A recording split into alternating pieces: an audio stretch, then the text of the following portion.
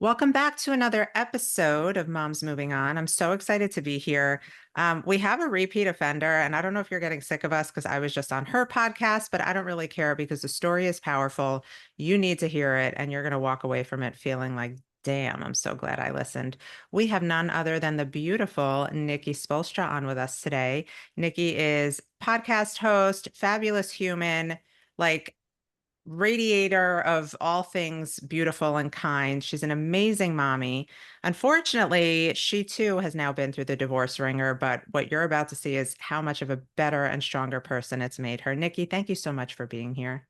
Thank you. Thank you so much for having me, Michelle. I was like listening to you and I'm like, unfortunately or fortunately, right? Like I want Right? your listeners to think about that for a second.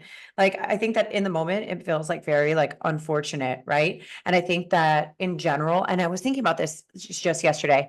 I'm like, it's like such a bad thing. People call them failed marriages. And I don't know that I see it as a failed marriage. I think I see it as two people making a conscious choice to like move in different directions. And I don't think that it's a failure at all. Like, I think it's a human. I think that when people are brave enough to make decisions like this, it's like, uh, in a way, it's like a celebration of like staying true to yourself, right? And honoring yourself. 1000%. Yes. And in hindsight, that's obviously so easy to see, but when it's happening to you, It doesn't it's feel very like hard that. to see that it's happening for you, and you are so big into everything happening for a reason and growth and spirituality and all of that, like helping guide you through. But the truth of the matter is when you're in the middle of it and you feel like you can't breathe, it doesn't feel like you're strong and making the right decision. No, no. I think like whatever, I think everybody has their own personal hell, right? Like I think that everybody can relate on some level, whether they're going through a divorce or not, like what they're, and it's all relative, right? Like, so what their own personal hell experience in their own lifetime thus far has been, right? Mhm. Like I could tell you that before I even got married or got the divorce or anything, like I had my own personal hell experience, like from my childhood and up until that point in my life, like that's what I knew as being this is really bad. Right. Yeah. And I think that over time we learn about ourselves and we're like, okay, well, this is actually really bad. And I think that you're allowed to like have shifts in what you think is bad. Right. And like, you know what, maybe having this experience might have been bad for me 5 years ago, but having this experience now, like, isn't. I Right. think that we like reserve the right to change our mind about how we feel about things also. Like, I but on I a love note, that. No, that's a really good point. We could segue to that because it is true. Like, and that's the whole thing about divorce is like, well, you said till death do us part. Well, you know what? I changed and your part wasn't exactly held up to either, right? So like we all have to take life as an experience and not like one journey to the next following a blueprint for sure. yeah. And I think that you and I, Michelle, are in unique positions because like we're not here to promote divorce, but what we are going to talk about divorce because it's something that each of us went through and you actually coach people through it, right? So it's like if you find yourself in the position where you are going to get a divorce, well, then how can you like find a way to get through that really, really difficult transition and also thrive in it, despite of it, and afterwards? Like, how do you get there? And I think it's really important because, like, I think there's validity in the sacrament of marriage. Like, I believe in marriage. Like, I'm here today to still say I believe in marriage. Yeah. Yeah. I remember I used to say the same thing. Like I felt like I didn't have my true experience in marriage yet, and I wasn't giving up on it. Like I knew it would be out there again for me someday. But I think I you think when you it's know, you know. for sure. But let's go back to like, I mean, you were married young. You were married at what? I wasn't married so young. I was with my partner for a very long time, and I didn't get married till I was 28. Okay. But I Yeah, so remember, but you had been with him for a significant amount of time. So it was like your journey into adulthood was with this person, and then came the next best journey, motherhood, right? So yeah. within this space and time, a woman changes so much. And I think like people don't want to recognize that because they don't want to have to get comfortable with the fact that like a woman will change from when she's 18 to when she gets married to when she becomes a mom. There's like a whole cycle that like scientifically happens there. And if if nothing else changes, it can set her apart from what she thought she needed, right? Like, I thought this was all I needed, but now I'm this person and it's just not working for me anymore. And no one ever wants to admit that. Yeah, I think like in my situation, a lot of people, like even like through the journey of it, they're like, you knew what you were signing up for, or you know what you're signing up for when you make a choice to of your who your partner might be, right? And that's all fine and good in theory. Like, I think that's easy for anybody to say, like, but you really don't know until you're in it and you start to raise a family together. And to your point about being allowed to change, right? And we're thinking about, what was it that you said that like, I lost my train of thought here. Wait, what did you say about, okay, no. On the point of like women changing over time, Hmm. right? Like as it is, I don't think that adults become fully formed adults until like their mid-20s. Like I think that the Or early, like later. late teens, right? Like late teen years and early 20s is still like a highly impressionable time for young adults. So you see people who are like in high school sweetheart relationships and like in relationships from an early age or college sweethearts. And like I think that there has to be a huge sense of awareness when you're in those relationships long term that you're going to change over and over and over again, over and over Yeah. and over again. And how are you going to meet each other there? Yep. What happens with age differences, right? What if one person is a lot younger than the other, whether that's the man or the woman? And I'll give you the example of like my parents. My parents met when my dad was really young, like 19, and my mom was 31. Like it's no Whoa. surprise that these like relationships weren't, I was like, oh yeah, totally normal. But my dad was the young one. Right. Okay. Right. And like they changed in so many ways. But like a Yeah. woman's journey through life, like you don't know. And here's the thing, not enough women are talking about that change. Like the women that are older than us, I'm talking about like our mothers are not talking to us. Our grandmothers aren't telling us the things, older peers, right? Like, and I'm not saying older women because like somebody, a 20-year-old could look at me and be like, she's an older woman. Like I'm talking about, when I say older women, I'm talking about the women who have come before us that Yeah. have Well, more life experience. We're not the talking about these things that we are, you and I are.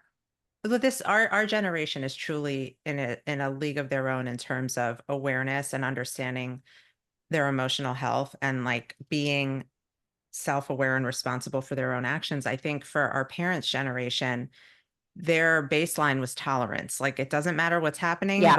we're gonna deal with it and move on. Like that was the boomer mindset. Yeah. But we're obviously breaking those patterns and going back to the change that happens. It's like that saying, like a man marries a woman hoping she won't change, and a woman marries a man hoping he will. But we are not ever going to be the same after life experiences like bringing children into the world. And Right. to expect somebody to stay the same is not truly loving them, right? Like you're supposed to love them through all their seasons. So yeah, I do think we can help our daughters and the women who are coming after us understand that change is okay and changing your mind is okay. And also about like what is worth tolerating and what isn't.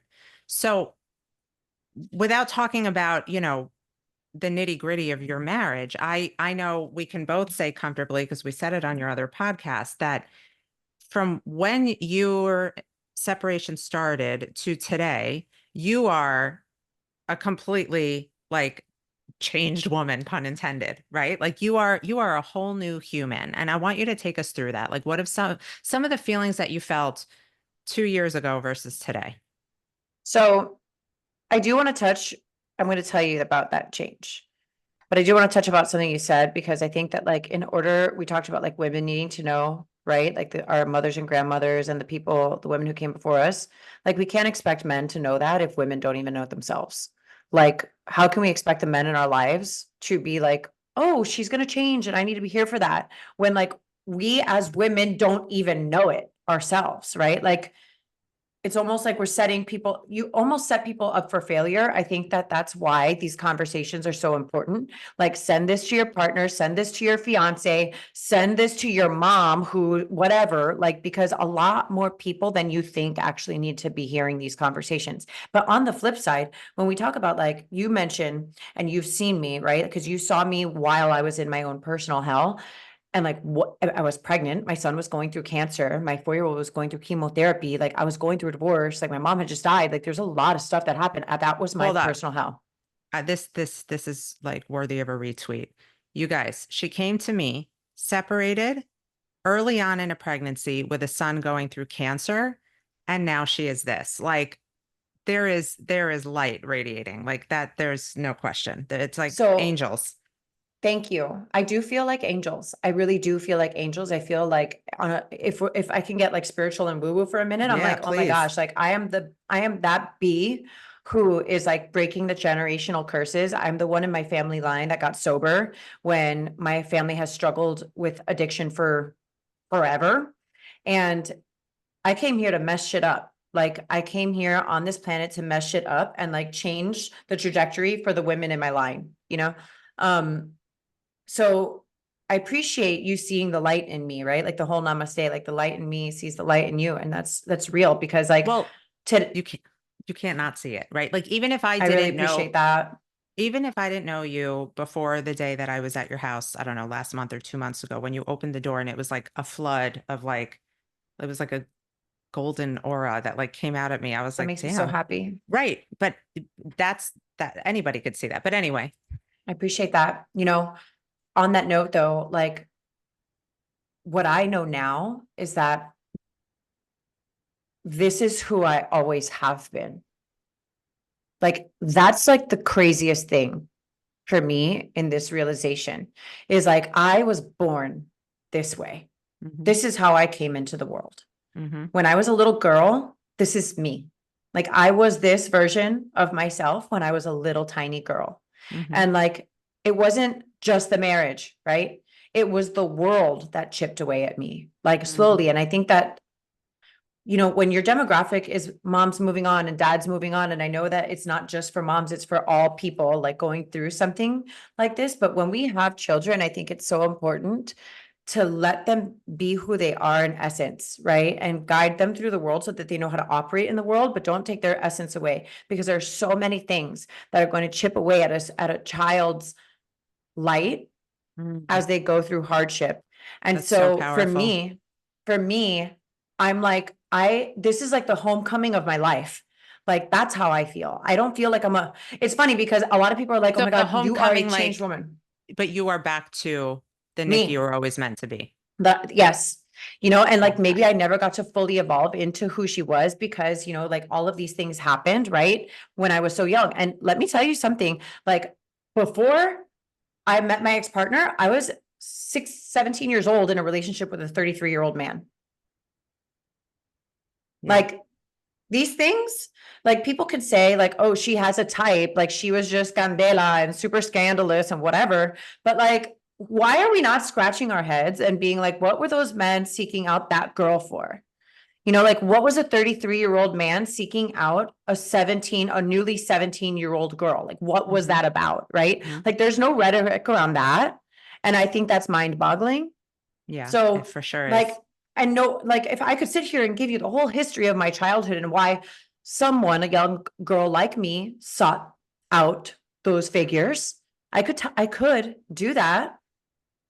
But But you really, don't have like, to because you have the awareness now, and that's all that because I matters. know it, right? I know Yeah. it. And I'm not here to throw anybody under the bus over it either. I'm like, okay, I was who I was. I went after what I went after, you know, for whatever reasons. But ultimately, like the world chipped away at me. Um, I I don't think I ever felt from the time that I was like 16, 17, 18. That I think that's when I really started to 19, really started to feel like I had to minimize myself in Mhm. order to be palatable for other people. Right. Yeah. And then you throw me into a situation that there's any type of notoriety.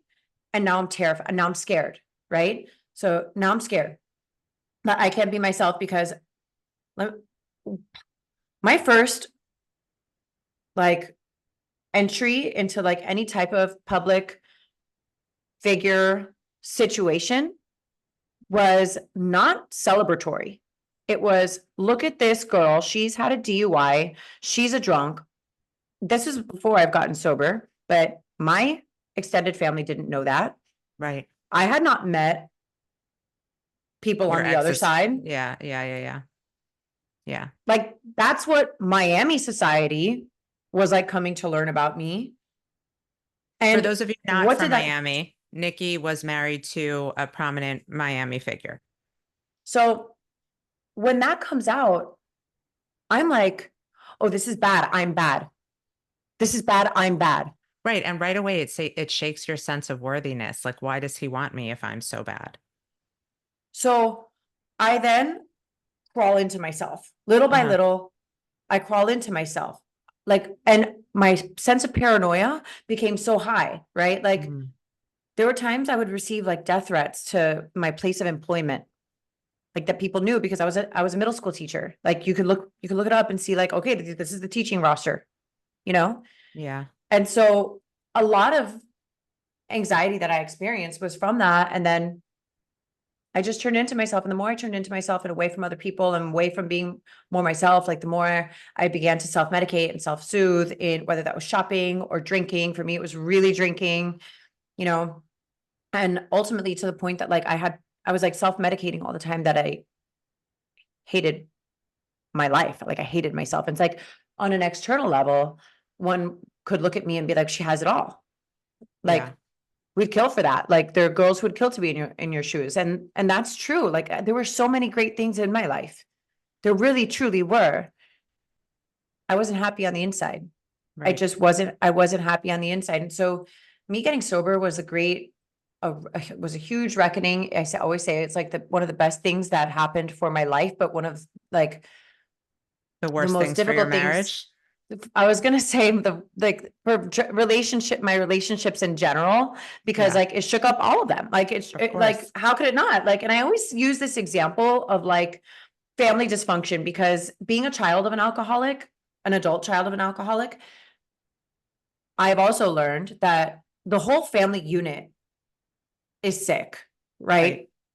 It's not just the alcoholic, right? It No, wasn't just my it's all mom. It's like circular. everybody plays a part, right? And so Oh you have yeah. these cogs that are like working, and they might be dysfunctional cogs, but they're still working in their dysfunction. And then all of a sudden you have one of these cogs that goes and is like, you know what? I need to go get fixed. And it's over here and it's fixed. But now this dysfunctional family unit can't function when this one is operating differently. Yeah. Mm-hmm. So it really shakes things up a lot. You know, I found that it shook up a a lot of my relationships, not just one.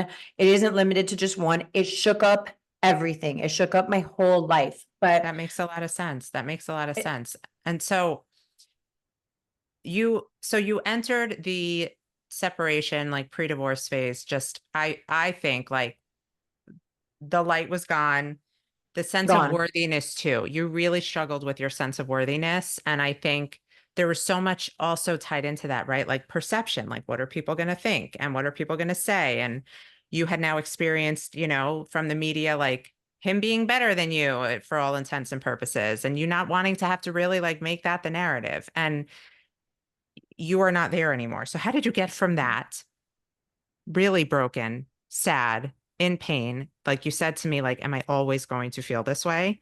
And now you're here where you could answer that question for anybody else. So I have two main things to say about that. And one is that like I was, I was completely broken during that time. And I still, like, in hindsight, I still made choices to be happy. And I Powerful. didn't, yeah, like I think happiness is a choice. Like, I had every single reason under the sun to be like, I hate this. And I did hate it. Um, but I threw myself into service. I would go to Nicholas Children's Hospital and serve the cancer wing and the nurses there that treated my son. Hmm. I would go to work with kids with Down syndrome. I would call a friend that was sick and suffering. I stayed centered in my program of recovery to like help another woman who might be going through addiction struggles. Like, I tried my best to get outside of myself. Hmm. Um, and so whereas I used to get outside of myself by numbing with alcohol, I began to get outside myself. I'm like, okay, this is too painful. Like I'm pregnant. I can't drink. I can't smoke cigarettes. Smoking cigarettes is a very unhealthy little vice that I have from time to time. And I don't give a fuck anymore because guess what? I'm not drinking and doing drugs. And so I think that I'm winning. But like I was pregnant. I couldn't do shit. I literally couldn't do shit. I'm Yeah. like, what Yeah. am I It going to was, do? I remember, I know you were like really I was backed up against the wall. like, I really felt like that. And so I'm like, how am I going to escape myself? Okay. Call a friend, see what else somebody else needs. And I made a choice to be happy. I like would look at my two kids, you know, or see like the compassion that my younger son would show my older son who was going through the chemo. Like I Mhm. watched him shave his head to be there for his brother, right? Like those Mhm. are the things that made me happy when I could look at that as a terrible thing because it is a Right. terrible thing. Right. But two things can be true, right? Like something bad Yes. can be happening, but we can also find enough beauty in the life outside of that to sustain us through the hard thing, right? Like I that's how it works. I think I also had come to a point where I knew that this was the reclamation of my life. Mhm. Like this was going to be the resurrection of me. I think I came to a place of deep inner knowing that anybody could say what they wanted to say about me. Anybody could have opinions about things that they had know nothing about. You know, ultimately my relationship, I see all of my relationships as sacred, you know, like especially my love life, like that's between me and another person and the God that I understand as God. Mhm. Like nobody needs to be privy to the details. Right. Like that's sacred shit right there, you know?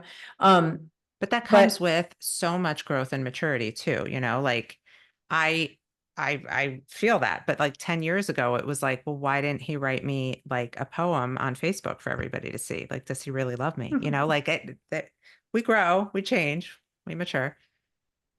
but I think that I knew even in the terrible time, I think I even knew in the terrible time that like this was like the calm before the storm, like not the calm before the storm, but like that saying about it being like so it's darkest before the light. I was like, like this is so bad That's that but the only good things can be like we literally can only go up. Like it, and you know what? Like take a look at people who are coming out of like tough situations and watch the glow up that they have.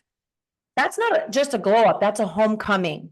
right. That I is a love that. homecoming. Such a good reframe. I have a question for you because I've been asked this before. I think there's this sense of like, well, if you've endured trauma as a child, like you can handle anything. Was there a part of you that felt like I was given this battle because I know I can do hard things. I just have to find a way to do it? Or was it more like, fuck me, fuck this? I think at times, because I think it's human nature to be like, why me? Like, Hmm. why? I'd be like, why did I have to get more of this? I'm like, God, I get it. I'm strong. You made your point, right? Like, I got it. Like, Yeah. it's crystal clear. But I'm like, if anybody could do it, it's me because I'm the toughest bitch I know. Like, That's yes. And like that's something that I always had to keep coming back to. Like, you've been through way worse, girl. You can handle a divorce, right? You obviously had like divorce plus plus plus, but I'm wondering for you if that, even though like the light was out on little Nikki for so long, if that voice like kept coming through for you.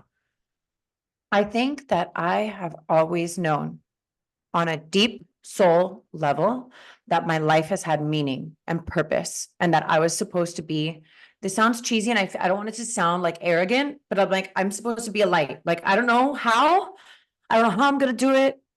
Like now I'm learning, like I have a podcast and maybe that's my way. And you know, I talk to other people who are trying to get sober. Maybe that's my way. I was an educator. Maybe that was, I don't know. I still don't even know for sure how I'm going to do it, but I think I've always known that like that's what I was supposed to do. And so like when shit was hitting the fan for me in my life, I'm like, this is not my destiny. This is not how it ends. Well, I mean, you said it before, even in your darkest times, like you found strength in giving to others. Like that's a rare gem of a thing because I do believe like when you go through something hard in life, especially as a woman, it becomes your duty to hold out your hand and help another person through the same thing Yeah, if I you've made agree. it through. And like you have that awareness and I think you're doing it more than you realize. Doesn't matter in which way you're doing it, whether it's a conversation with a friend over coffee or a conversation on your podcast. Like you know, you've been through things that some people can never make it through. And just in you sharing the story, you coming on this podcast, like that's awakening something in somebody else. I hope so. I think the biggest thing is like when you're in it, like if there's a tool, like if there's a takeaway, if there's a tip of any kind, it's like number one, get outside of yourself and be in service. And number two, like you have to know that this is not how your story ends. Ooh, It's just not.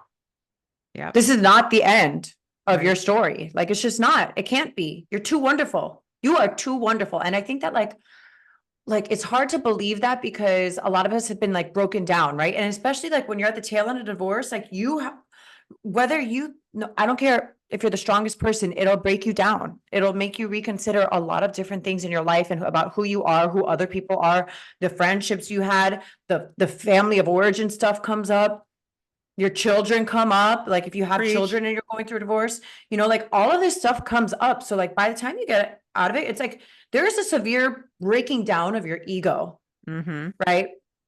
And your Facts. soul. So like staying tethered to the idea that like this is not the end for me. I am too great Mm-hmm. to let this be the end for me. That is the episode. That is amazing. That is true. And it's those two things. It's like you can't sit around. I mean, you have every right to feel like a victim if you were victimized, but you also have opportunity. And so the choice becomes victim or victor, right? And it doesn't have to be one in the one or the other. It can be I experienced this, I was the victim of this, so I will now become the victor because I deserve that. I deserve that sense of strength and empowerment. And this is everything you now embody. I love the idea, thank you, of like Victor. I mean, what is it? Victim Victim and becoming the victor. victor, right? The victim becoming the victor. Like, how can I turn my pain? How can I alchemize it into something better? And something I was reading in a book the other day, and it was talking about how like joy is not the absence of pain, Right. right? Yes. Yes. And I'm so happy you're saying this because my next point was going to be a lot of people, when I say victim or victor, they're like, oh, well, you're just overlooking the fact that I was victimized. No, No. no, you can be both. Like being victorious does not take away from the fact that you experienced something horrible, right? It just makes that victory feel so much better that you did experience something horrible and you chose to move past it. Yeah, so I think that like we have this misconception in life that like to have a peaceful life or to have a joyous life, that means that like nothing goes wrong. No, like shit goes wrong. Shit's gonna go wrong, and you're gonna have to also be like, and I'm choosing joy, and I know my life is good, and right. And it's also the difference between I just wrote this down like fear and courage. Like people will tell me a lot of times, you're so fearless in what you've done, and I'm like, I'm not fearless. I live with fear every single day. I'm scared of Mhm. so many things. What I think is like, is being able to step into courage, Mm, right? I do not F with the word fearless. I am a fearful woman. And not that I'm saying I'm scared of everything. I'm not scared of everything. I'm saying that like I have legitimate fears, right? I don't like, do I want to be alone? I don't want to be alone, but I also know today that I'm very good alone. Like, yeah. and that's another thing to touch on. Like, so joy isn't the absence of pain, right? Fear versus courage. Consider the difference, what the two mean. Like, Mm-hmm. are you allowed to have fear in your life and still be courageous? Mm-hmm. And then also like, I forgot. Okay. I Well, like that's straight up okay. I forgot. mean, but you've dropped so many good nuggets in this. But yeah, fear and courage. Like you can have fear, but you can also choose to say, like, yes, this seems scary, but I can still find a way to do it. Yes.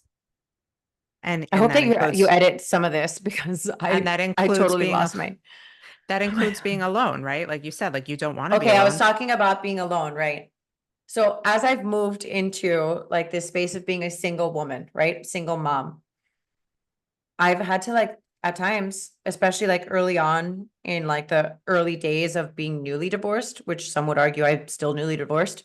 Um, I'm like, what if I never meet somebody? What if I'm always alone? What if I don't get to get married again? What if I don't get to, have a life partner? And I've done a lot of work on that. And I think that like a lot of like the abandonment of myself throughout the years had to do with the fact that I didn't love myself. I didn't even know myself. I couldn't even begin to like understand who I was. And I've done a lot of work on getting to myself again.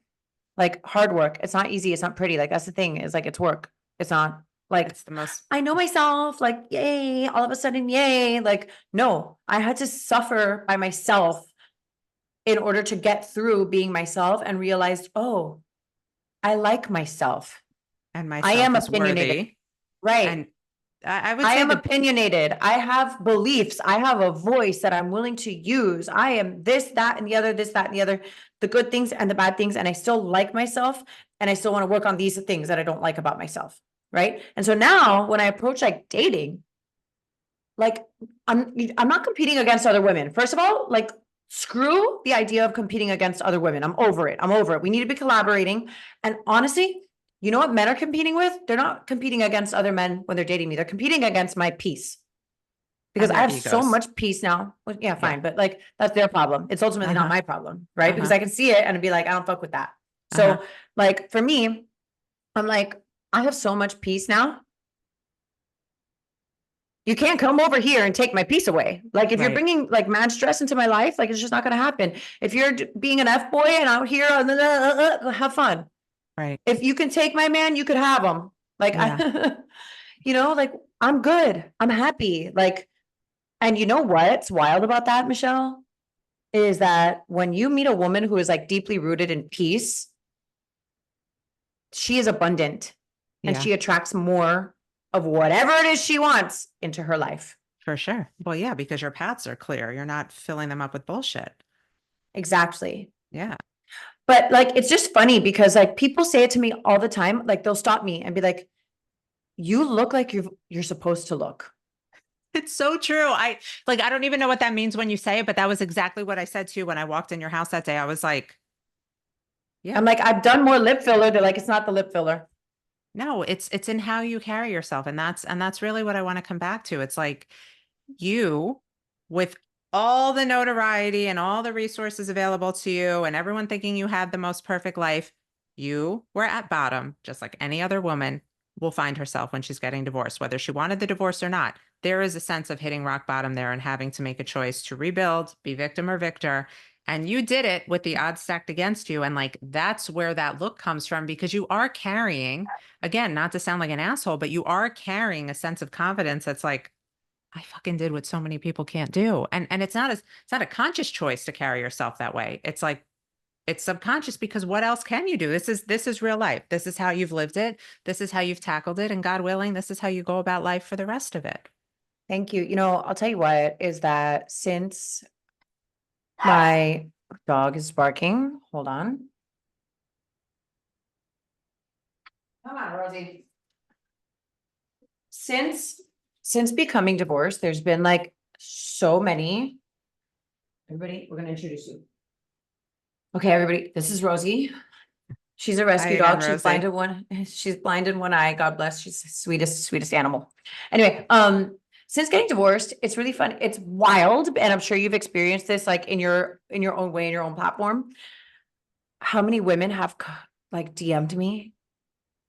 Oh yeah. Athlete wives specifically, being like, "Oh my gosh, you had the balls to do what we would never do." Yep. And I'll tell you what, I've had some athlete wives who will remain nameless, who I've heard flutters in the streets that are like saying, I can't believe she did that, and like saying she's so stupid, stuff like that. And Well, I you're remember everybody can have an opinion, that's fine. I remember calling the woman and being like, I heard that you said this. I care about you and I want to clear the air between us. Ultimately, the conversation wound up breaking down to the point that she was like, my husband, I never see him. He doesn't want to spend time with me. I'm miserable. And yeah. I will never choose the path that you have chosen. And But that's what it came down to. And the people with the biggest mouths and opinions on your situation are the ones who are living in the most fear of that exact thing happening. so I think it's interesting. I think it's it's cool and sad at the same time, though. It's good she could own it. Like, at least she knows, like, I mean, it took a while. It was a long combo. I was like, hold on, yeah, let's break this down, babe. Like, which I don't do that with everybody, right? Like, I'm not like out here caring what everybody has to say, but like, I hold a special place in my heart for athlete wives because it is not like sports world is not an easy life right, for women. Like, despite right. like the glamorous appearance of it, like objectively, like women, you look at baseball wives, right? Like their calendar is crazy. It's not easy to do Yeah, it by yourself, especially if you have a family. yeah. So when I hear about it, I'm just like, you know what? I hold a special place in my heart for these people. I think it's tough work. I think that a lot of women are scared to leave their marriages in general, Mm-hmm. and if anything positive can come from, any hardship that I've ever experienced in my life, and I can be helpful to someone, people have opened up to me about that, like people have And opened up to me. it's a real gift. It's a gift that you have come as far as you have and actually gone full circle and come back to yourself and now can offer the same sense of strength and guidance to other women. So you're like all in on your podcast right now, which I love. The Yeah, Know with Nikki Spo, you guys have to, we'll link it. You guys have to listen. You've got like a great mix of like education and empowerment. You have parenting experts on there that I love to listen to. Like you really like cover the needs for women, especially women in our phase of life. So I appreciate that. And what else are you thank working you. on? So I just actually started a membership program, like a women's membership program. So it's like my podcast, but like on steroids and like with me one-on-one. We do weekly meetings with me and like a group of women. And I'm like, we just had our first meeting yesterday. And Michelle, I am like astounded at like how these women are showing up for each other, showing up in these meetings because so the group is called Becoming Her. And like I'm happy to send you guys and your audience a discount code on how they can join at a lower rate before it gets to be full price. But I'm really excited about it because the level of community is just outrageous. It's a bunch of women who are just like really turning towards each other, finding solutions to like common problems. I realized, Michelle, that there are so many women out here that are going through things and they're lonely as fuck going through them. And they don't know, like, they're not talking to their communities because they don't want to be gossiped around town and they're like social circles. And this is not just in Miami, right? Miami is its own animal, but like we're reaching people across the country. Yeah, So it's a really, really beautiful thing. That's my main project that I'm working on right now, besides the I love podcast. And this. like, I'm like really leaning into being a single mom and a modern matriarch and just really creating like that life for myself and what that means for me and my kids. I think it's really exciting. I'm doing work in the community, like which I always encourage my fellows to do. I'm really involved in the Underline, which is our beautiful park that is going to be under the Metro Rail. I know. I don't know why it does Yeah. that. Um, so yeah, I mean, I would love to talk to anybody who I love for people to listen to the podcast, but like for those people who like want a deeper dive into the things and have like real-time dialogue, my group is for those people. Yeah, I like want to come. This sounds amazing. I'm so glad It you're is doing it amazing. because so much of your message is shared in getting down and dirty and getting real and not like mic to mic, like having to interview or perform. So I'm so excited that you're giving people that. I know our Thank friend you. Erin was part of something you did recently and she said it Yeah, was awesome. she just did a webinar with us and like the women in my group were just like raving about it, raving about it. She's And there's more of that. Like there's so much more of that inside the group. I'm really excited about it. I'm excited for you. Everyone who is just getting to know Nikki, I know she's one of those people where like once you know her, you love her. So give her a follow, check her out. Definitely check out the group if there's anything in your life that you feel like you really need that like little push to move yourself past. Um, and there's no shame in moving from victim to victor. Like it's Absolutely. possible. You can do it and you can even do it with the odds stacked against you. All of Nikki's information will be linked and mentioned in the show notes so you can find her without having to jot down anything right now. We've got you covered. If there's anything else you need here at Mom's Moving On, we're happy to help you. Nikki, thank you again for this conversation. I love talking to you always. I love talking to you too, Michelle. Thank you so much. Okay, be well. We'll see you next time on Mom's Moving On.